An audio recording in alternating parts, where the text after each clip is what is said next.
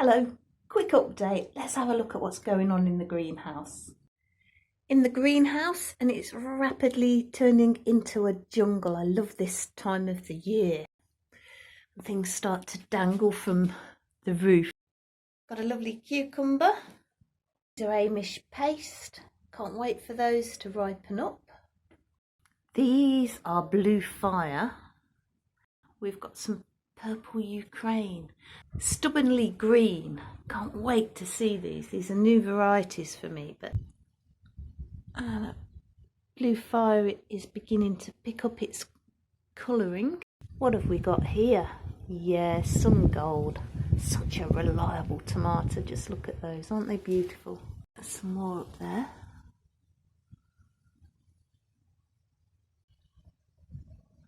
A Turkish delight.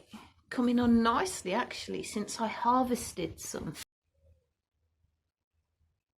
Nestled in here we've got some Turkish dolma. First time growing that variety. More Turkish delight up there.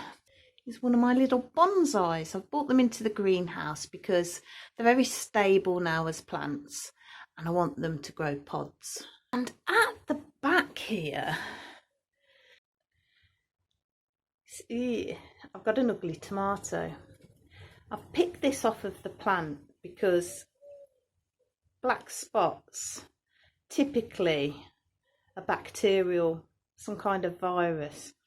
I don't think I've got anything to worry about. I think what's happened is I've had something in here, moths I think, or something had a nibble on all sorts. And I think what's happened is something's had a nibble on this, and then of course we had all that dark, dank, cool weather and it's gone a bit yucky.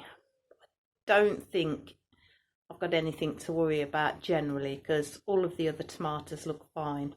Here I'm spotting that, hey, we've got a red cayenne.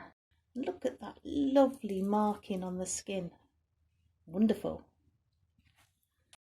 This is an Apache that was grown from saved seeds. Now you might not be aware, but Apache is an F1. Despite this, I regularly save seeds from Apache and generally I have great success.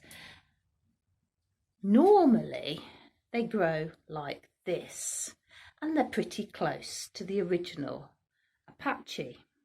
This one, however, is very peculiar. It's not Apache-like at all. Now at first I thought this was just a mutant pod. All chilies do that occasionally. They put out weird, ugly pods.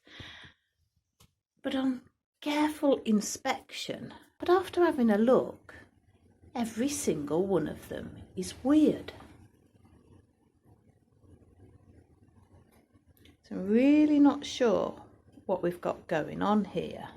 Is this just a throwback? Because it's an F1, it could be picking up characteristics of all of the other chilies that the F1 Apache has been bred from. Or has it crossed with something else that I had growing? Now that would be interesting because last year the only big chunky pods that I had growing were Super Hots, the Carolina Reaper amongst them. To wait and see. That will be an interesting taste challenge. I'll wait until one goes red, have a nibble. I'm sorry, I'm always going on about the weather, but I'm British. It's in my DNA to moan about the weather. Hope the sound's all right. Talking quite loudly. Well, I've been trying to hand pollinate the melons, but no more success. I think this season's a write-off for melons. So as you can see, we've had a low of 9 overnight, which is typical for the moment. It's 23 degrees now and we've had a max of 35. The butternut squash has opened her flower and I did attempt to hand pollinate, which is why the flower got a bit dishevelled there. So I was watching my friend Ali at My Rusty Garden, a wonderful Canadian gardener, and Ali had watched something. That's how it goes, isn't it? We all watch something, pass it on, and the next person passes it on. But anyway, it says if your squash are struggling and they're producing all male flowers, the best course of action is to go in and snip off a load of the male flowers. Point is, all of the male flowers rob the plant of energy, and if there's nothing to mate with in terms of female flowering fruit, then you don't need them. Where are my scissors? Spear and Jackson. I really like these.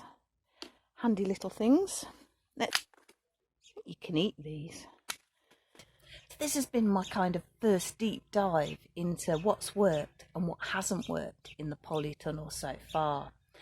I've notched up quite a few successes. I'm incredibly pleased with the tomatoes. But down at ground level, it's really time for me to evaluate what's working and what isn't working. You remember, I literally chucked all sorts in around here. And the idea is, I mean, this is a brand new polytunnel. I've never grown in it before. And I really wanted to find out what works and what doesn't work in certain locations. To my surprise, the sweet peppers seem to be enjoying it. This is I guess the shadiest part of the polytunnel. I've got the blackcurrant bush behind the polytunnel, and this little corner gets the least amount of sun. Not so happy, however, is this melon. I mean, it was a suck it and see, really. I didn't expect it to do well, and in fact, the melons in the prime location haven't done very well. It's time for me to switch my focus. My idea is to have kale, leeks, maybe some turnips and swede. So my next experiment is to see what I can get away with growing through autumn and winter in my polytunnel. That's clearly not going to produce a melon this year, so I may as well pull it up.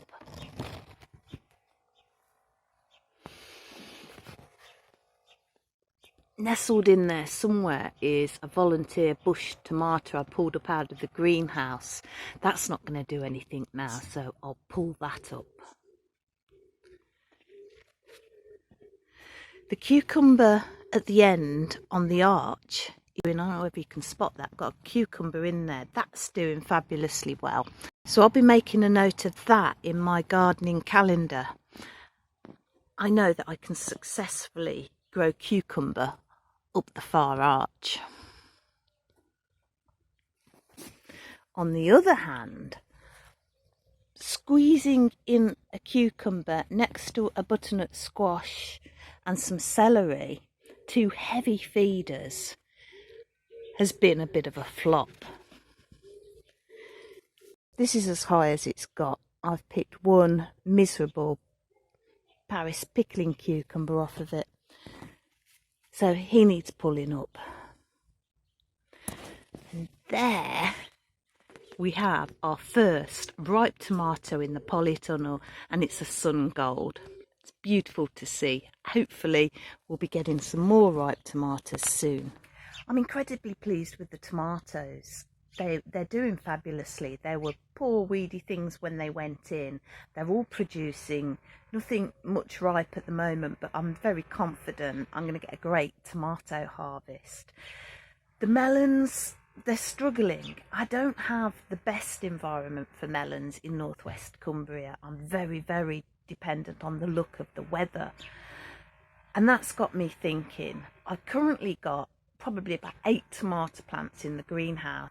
I'm going to put more tomatoes into the polytunnel next season, and I'll possibly then grow melons in the greenhouse. I grew melons successfully last year in the greenhouse, and it has a few benefits compared to the polytunnel.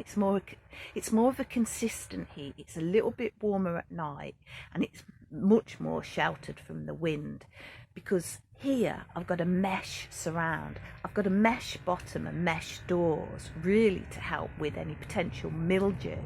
Whereas in the greenhouse I've just got automatic windows and a couple of louve vents. So I think that's a plan for next season. I love my arches, and I'm going to have to put my thinking cap on what to grow instead of melons up the arch.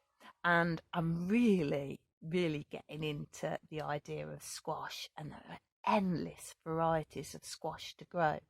So I got a feeling the melon arch is going to turn into a squash arch. If you've got any ideas, let me know. I'm looking for something that I can put on that arch instead of the melons. It's northwest Cumbria, so I have a short growing season and potentially a lot of dim, dark weather through the summer. Let me know in the comments. That's all for today. Take care.